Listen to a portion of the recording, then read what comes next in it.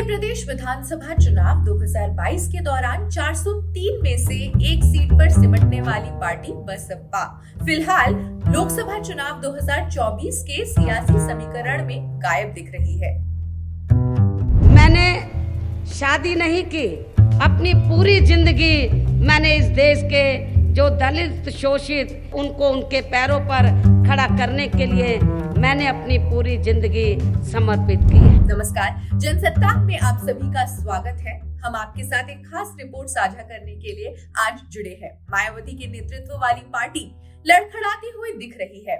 इसके नेता ही बसपा के गठबंधन न करने के रुख को लेकर हैरान भी हैं। दूसरे राजनीतिक दल गठबंधन कर रहे हैं, लेकिन बसपा अपने ही दलित वोट पर निर्भर दिख रही है। आम चुनावों को लेकर बीएसपी का रुख काफी नेगेटिव लग रहा है, जबकि पिछले लोकसभा चुनाव 2019 के दौरान बीएसपी 80 में से 10 सीटें जीत चुकी थी। बसपा और सपा के बीच ऐतिहासिक गठबंधन बसपा की एक बड़ी वजह रही। बीएसपी के वोट प्रतिशत की अगर हम बात करें तो 2019 में ये लगभग 22% था।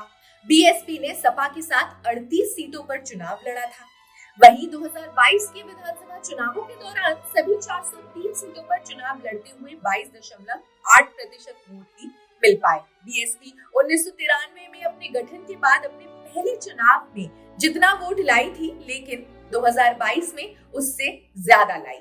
ऐसा कहा जा सकता है कि एक ऐतिहासिक गिरावट के दौर से गुजर रही है बीएसपी। अहम बात यह है कि 90 का दशक जो उसके उत्थान का संकेत दे रहा था, इस बार ये उसकी गिरावट को दर्शा रहा है। 1993 से 2022 के बीच बीएसपी को यूपी में कभी भी 19% से कम वोट नहीं मिला, लेकिन 2022 में वो भी हो गया। 2007 के विधानसभा चुनाव के दौरान उन्हें 30% वोट मिला था और पार्टी सत्ता में आ गई थी। इस दौरान मायावती मुख्यमंत्री बन गई थी। 2014 के लोकसभा चुनाव में जब बसपा को यूपी में एक भी सीट नहीं मिली, तब उसका वोट शेयर 19.77% था। 2017 के विधानसभा चुनावों में उसने 19 सीटें जीती, तो उसका वोट शेयर 22.23% था। बसपा का 2022 का वोट शेयर सबसे निचले स्तर पर रहा। माना जा रहा है कि मायावती की पार्टी ने पिछले चुनाव के दौरान मुस्लिम वोट तक खो दिए हैं। इसके चलते बीएसपी के ही नेताओं को डर है कि अब इसका झुकाव भाजपा की ओर होता दिख रहा है, जिसके चलते बीएसपी का वोट प्रतिशत मुस्लिम वोटों के लिहाज से और गिर सकता है। एक इम्पोर्टेंट फैक्ट है कि कांग्रेस गठबंधन का प्रयास जरूर कर रही थी। इसका संकेत ये भी माना जा रहा है कि चुनाव से पहले लगातार कांग्रेस बसपा से गठबंधन करने और उससे इंडिया अलायंस में शामिल करने की कोशिश कर रही थी। आए दिन नेताओं ने पहल की कि बसपा भाजपा को छोड़ अब इंडिया अलायंस से जुड़े, लेकिन खुद पूर्व सीएम मायावती ने इस कोशिश को झटका देते हुए किसी भी गठबंधन से इनकार कर दिया। सपा कांग्रेस के बीच पीडीए के तहत गठबंधन हो गया है। सपा ने अपने प्रत्याशियों की लिस्ट भी जारी की है।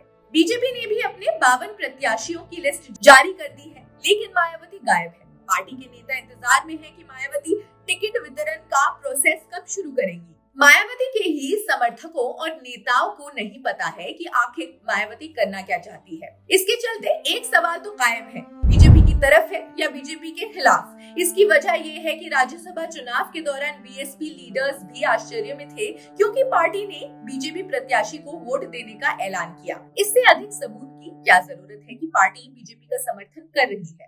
हमारे एकमात्र विधायक के पास मतदान से अनुपस्थित रहने का विकल्प था, ताकि ये संदेश दिया जा सके कि पार्टी बीजेपी के खिलाफ है, लेकिन उमाशंकर सिंह बीजेपी को वोट दिया और मायावती जी ने इस बारे में कुछ नहीं कहा। इससे स्पष्ट हो गया कि पार्टी बीजेपी के खिलाफ लड़ाई में ही नहीं है। राम मंदिर में भी बसपा विधायक गए थे।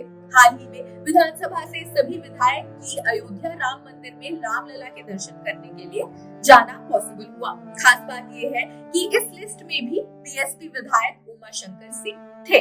इससे पहले राष्ट्रपति और उपराष्ट्रपति पदों के लिए चुनाव में भी बीएसपी ने बीजेपी प्रत्याशियों का ही समर्थन किया। इसके अलावा और महिला आरक्षण विधेयक बसपा केंद्र में मोदी सरकार के साथ ही रही थी। बीएसपी से सपा में जाने के लिए तैयार एक नेता ने कहा कि पार्टी के मुस्लिम नेता आशंकित है। अगर पार्टी उन्हें फिर से मैदान में उतारती है तो भी उनकी जीत की संभावना कम है। नेताओं का कहना है कि दलितों के अलावा हमें कौन वोट देगा। अगर हम मुसलमानों के पास भी जाएंगे और उनसे वोट मांगेंगे तो वे बसपा के भाजपा के साथ होने का मुद्दा उठाएंगे। इसलिए हमारे पास अन्य पार्टियों में शामिल होने के अलावा कोई विकल्प नहीं है। राज्यसभा चुनाव में बसपा के प्रदेश अध्यक्ष विश्वनाथ पाल ने कहा, हमारे नेता मायावती ने विधायक उमा शंकर से कहा कि वो किसी भी उम्मीदवार को वोट देने के लिए स्वतंत्र है। संजय सेठ ने समर्थन मांगा था। यूपी में बीएसपी के 10 मौजूदा सांसदों में से 2 मुस्लिम प्रतिनिधि पहले ही पार्टी छोड़ चुके हैं। पार्टी अभी भी देश में राष्ट्रीय दर्जा प्राप्त 6 पार्टियों में गिनी जाती है, क्योंकि यूपी के अलावा अन्य राज्यों में भी उसे वोट मिलते हैं। बसपा ने राजस्थान और मध्य प्रदेश में बेहतरीन प्रदर्शन किया था। हाल के विधानसभा चुनावों की अगर हम बात करें तो उसमें भी बसपा ने राजस्थान में 1.82% वोट शेयर के साथ 2 सीटें हासिल की।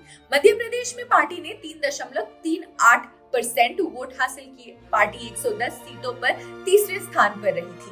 खास बात ये है कि दोनों ही राज्यों में पार्टी के लिए मायावती ने चुनाव प्रचार नहीं किया था। कांग्रेस ये मान रही है कि बसपा का अलग होकर चुनाव लड़ना विपक्षी दलों को नुकसान पहुंचाएगा और बीजेपी के लिए राह आसान भी हो जाएगी।